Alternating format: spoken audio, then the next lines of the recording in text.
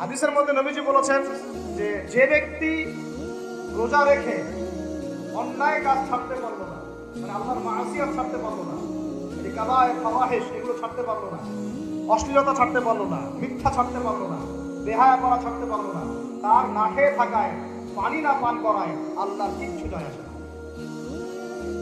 রোজার বিষয় বুঝলাম। রোজা কাকে বলে ভাই? মানে রোজা মানে হচ্ছে আমি আল্লাহ পাকের সমস্ত নিষেধ ছেড়ে দিব। কি করব? আল্লাহর সমস্ত নিষেধ। রোজা থেকেছি, পানি খাচ্ছি না, খাবার খাচ্ছি না, কার ভয়ে? গোসল করার সময় একদম পানি খেলে কে দেখবে? এই চেতনা তখন কাজ করে, তখন কাজ করে না। চুপ করে এক রকম ভাত খেলে কে দেখবে? কেউ দেখবে? আল্লাহ ছাড়া কেউ দেখবে?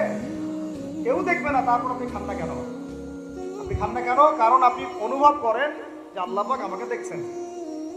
এটাই হলো ইহসান। এটার নাম কি? ইহসান। এটাই বলা হচ্ছে হাদিসে জিবরিলের মধ্যে, আনতা আবুদুল্লাহ কাআন্নাকা তারাহ। তুমি এমন ভাবে আল্লাহর ইবাদত করো যেন তুমি আল্লাহকে দেখতে পাচ্ছ।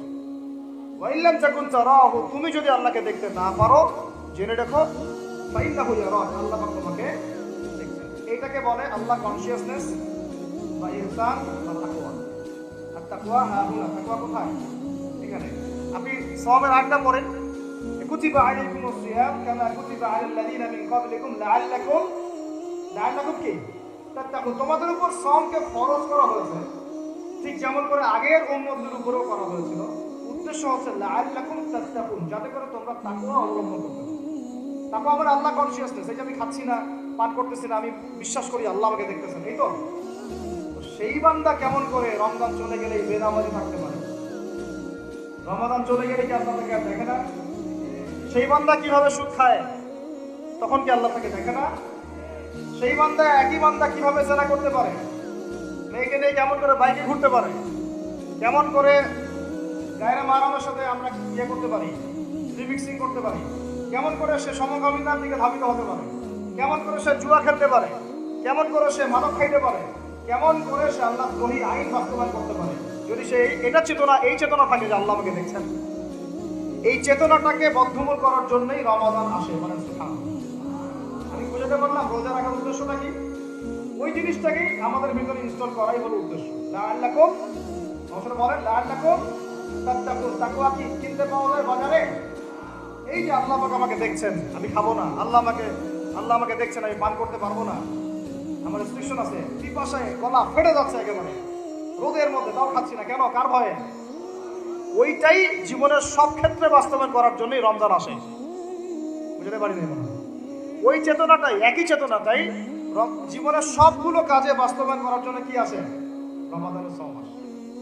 আমরা শুধু রোজার ফজিলত দিয়ে বয়ান করি, রোজা রাখলে 70 গুণ নেকি হবে না, 70 গুণ হবে, 700 গুণ বাড়াই দেবে। মূল কথা ফজিলত তো ফজিলত পাবোই, মূল কথা এইটা, তাকেও অবলম্বন করতে হবে।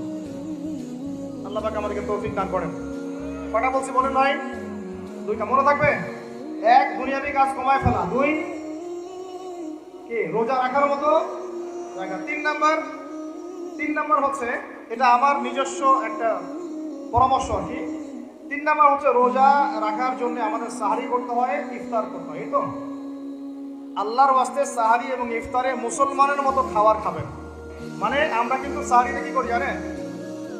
60 পেট খাই। কয় পেট? নবীজি বলেছেন খাবে পেটের 1 ভাগ খাবার, 1 ভাগ পানি, 1 ভাগ, আবার বলি 1 ভাগ খাবার, 1 ভাগ পানি, 1 ভাগ। কার পেট খালি আছে এখন খাওয়ার সময় খাওয়ার টেবিলে? আমাদের ওস্তাদরা বলেন যে মুসলিম উম্মাহ, আমাদের ওস্তাদরা বলেন যে মুসলিম উম্মাহ খাবার টেবিলে হেরে গেছে, সে কখনো জিহাদের মাঠে জিততে পারবে না। বুঝতে পারলেন? বুঝতে পারলাম না? যারা খাবারের টেবিলেই হেরে গেছে, এখানেই তো আপনি শুনলাম আমি খাইতে পারতেছে না, প্রবৃত্তির কাছে হেরে গেলেন, গপ গপ গপ গপ করে খাচ্ছি 7 প্লেট ভর্তি করে। এখানে তো খাবারের সামনে হেরে গেলাম, প্রবৃত্তির সামনে। সে আবার কাফেরদের সাথে জিতবে কেমনে? জিতবে আগে নিজের প্রবৃত্তির উপর জিহাদের জিততে হবে।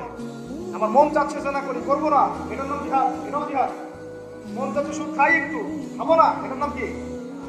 মন চাচ্ছে নামাজ না পড়ি, ঘুমায় থাকি, মন চাচ্ছে না, মন বলতেছে ঘুমাই ঘুমাই ঘুমাই, কিন্তু নামাজ পড়তে হবে। এই উঠলাম, ওযু করলাম, গেলাম, এর নাম কি? এটার এক প্রকার কি? বরং নফসের সাথে জিহাদটা অনেক বড় জিহাদ বলা হয়েছে, বলা হয় নাই? এটা মানুষকে শক্ত করবে। একটা মেয়ে সেটা প্রেম করতে মন চায়, করবো না, ওকে দেখবো না, যাবো না কাছে, এটা শক্ত থাকার নাম কি? এটা মনের নফসের সাথে কি বুঝেন? আল্লাহ পাক আমাদেরকে নফস শক্ত করার তৌফিক দান করেন। তো ভাই, খাবার ইফতারেও এভাবে খাবেন না, সারিতেও খাবো না, কথা করি তো ইনশাল্লাহ। শোনেন, পরিমিত খাবেন, পুষ্টিকর খাবার খাবেন, পরিমিত খাবেন কিন্তু পুষ্টিকর খাবার খাবেন, তাহলে যথেষ্ট হবে ইনশাল্লাহ। আর এখনকার যে খাবার, এতে বেশিরভাগই ভেজাল। যত বেশি খাবো তত দ্রুত অসুস্থ হবো। এই যে আমরা দিন দিন যে দুর্বল হয়ে যাচ্ছি, বুঝতে পারতেছেন না আপনারা? এটা দিন দিন যে আমরা আগের জেনারেশনের মতো শক্ত না। আমাদের দাদারা, তার দাদারা যেরকম স্ট্রং ছিলেন, আমাদের ইয়াংরাও কিন্তু অত স্ট্রং না। ইয়াং ছেলেকে আপনি এখন 50 বছরের একজন মুরব্বীর সাথে পাঞ্জা লাগা দেন, পারবে না, ওই টাকায় জিতবে। এটার কারণ হচ্ছে ভেজাল খাবার, ভেজাল পরিবেশ, ভেজাল সবকিছু। আমরা যা খাচ্ছি বেশিরভাগই বিষ। আর আল্লাহর কসম, এগুলো মনিটর করার দায়িত্ব সরকারের, এগুলো মনিটর করার দায়িত্ব প্রশাসনের। এদেরকে মোবাইল কোর্টের আওতায় নিয়ে এসে একদম 1 বছরের জন্য ঢুকাইতে ভিতরে। আইনের সঠিক প্রয়োগ হলে এমনি সিধা হয়ে যাবে। বাঙালিদেরকে শুধু মিষ্টি মিষ্টি কথা বলে কাজ হবে না, মাঝে মাঝে কঠিন শাসন লাগে। বড় বড় কান্ট্রিগুলো আপনারা দেখে আসেন, মনে করেন রাস্তায় ড্রাইভিং এর সীমা দেওয়া আছে 100 কিলো, ওরা যদি 110 120 চালায় কেউ কিচ্ছু বলবে না, কোনো ট্রাফিক পুলিশও নাই। মোবাইলে একটা মেসেজ চলে আসবে যে তোমার এই 1500 রিয়াল 2000 রিয়াল জরিমানা করা হয়েছে। দিবানা ড্রাইভিং লাইসেন্স বাতিল, ওটা বাতিল তো হবেই, 6 মাসের জন্য জেল খাটবে। বাপ করে টাকা দিয়ে আসবে, টাকা না দিলেও আর ভয়ে চালাবে না। বাবারে বাবা, একবার 1500 রিয়াল খাইছি, আবার খাওয়া। আইন শুধু থাকলে হয় না, আইনের একদম কঠোর বাস্তবায়ন থাকতে হবে। এই জিনিসটা যদি থাকে, দেখবেন সমাজ ঠিক হয়ে গেছে। আল্লাহ পাক আমাদের সবাইকে কথাটা মন থেকে বোঝার তৌফিক দান করেন। আমরা কি কারো শত্রু? আমরা সবার শুভাকাঙ্ক্ষী। যদি এই জিনিসটা শক্তভাবে বাস্তবায়ন করা যায়, দেখবেন খাবারের ভেজাল এমনি বন্ধ হয়ে গেছে। মানুষকে মেরে ফেলতেছে খাবার দিয়ে, 3 দিনের বাসি তেল দিয়ে রান্না করছে, বললো একদম টাটকা রান্না, খেয়ে ফেলে। এই যে কোলেস্ট্রল বেড়ে গেল, ক্যান্সার হচ্ছে। গরু ইঞ্জেকশন দিয়ে ফুলায় খাওয়ায় মোটা তাজা করে ফেলা করে নাই? কি অবস্থা মানুষের বুদ্ধি! চালের মধ্যে এটা মিশাচ্ছে, ডালের মধ্যে এটা মিশাচ্ছে, পানির মধ্যে কি মিশাই দিচ্ছে, ড্রেনের পানি বলতেছে মিনারেল ওয়াটার। ডাব খাবেন, ডাবের পানি আগে ইঞ্জেকশন দিয়ে বের করে ফেলাইছে, আগে খাই আছে, অল্প একটু বাকি আছে, ওটার দাম ঢাকার 400 টাকা। নিচ থেকে উপর পর্যন্ত আমাদের সমাজে খালি প্রতারণা চলতেছে। এই কারণে আমাদের উপর থেকে আমার রহমত দিন দিন উঠে যাচ্ছে। আমাদেরকে সতর্ক হওয়া উচিত, আমাদেরকে সৎ হওয়া উচিত। সৎ হইতে পয়সা লাগে না, সৎ হইতে পয়সা লাগে।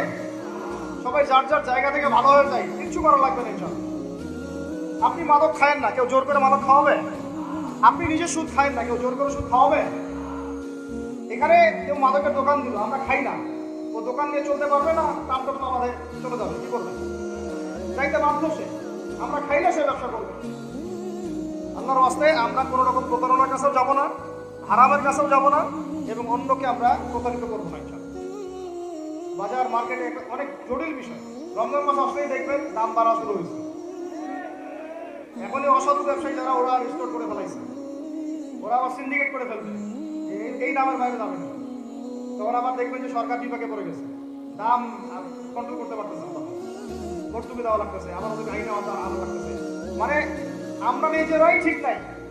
কারা ঠিক নাই? আমরা নিজেরাই ঠিক নাই। এই কারণেই তো আমরা মানে আমাদের সমাজের উপর থেকে আল্লাহ পাকের রহমত, বরকতটা উঠে যাচ্ছে দিন দিন। আপনি দেখে নিন, যে পণ্যের দাম এখন 200 টাকা, রমজান মাস আসলে দেখবেন 250 টাকা 300 টাকা বাড়াই দিচ্ছে। এটা ব্যবসায়ীরা করবে, অনেক অসাধু ব্যবসায়ী করবে, এটা অনেকেই করবে, এখনো চলতেছে। আমাদের বাংলাদেশে এমন কিছু নাই যেটা উৎপন্ন হয় না।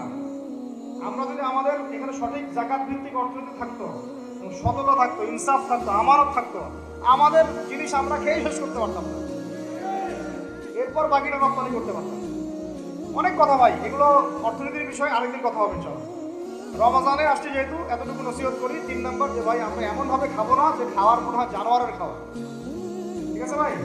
পুষ্টিকর খাবার খাবো, কিন্তু পরিমাণে কম। কম বলতে কি একবারে কম না, আপনার প্রয়োজন অনুযায়ী 3 ভাগ করে, 1 ভাগ খাবার, 1 ভাগ পানি, এক ভাগ ফাঁকা। সুন্নাহ অনুযায়ী আল্লাহ পাক তৌফিক দান করেন, আমিন। 4 নাম্বার হচ্ছে রমাদান মাস মানেই কোরআন। রমাদান মাস মানে কি? এই রমাজানে আমরা সবাই বেশি থেকে বেশি কোরআন তেলাওয়াত করবো ইনশাআল্লাহ। কারা কারা পারি হাত তুলি। আলহামদুলিল্লাহ, হাত নামান। সবাই পারেন কোরআন তেলাওয়াত? মাশাআল্লাহ, মাশাআল্লাহ। এইটাই তো চাই, বাংলাদেশের ঘরে ঘরে প্রত্যেক ব্যক্তি যেন কোরআন তেলাওয়াত করা জানে। এটাই তো আমরা চাই।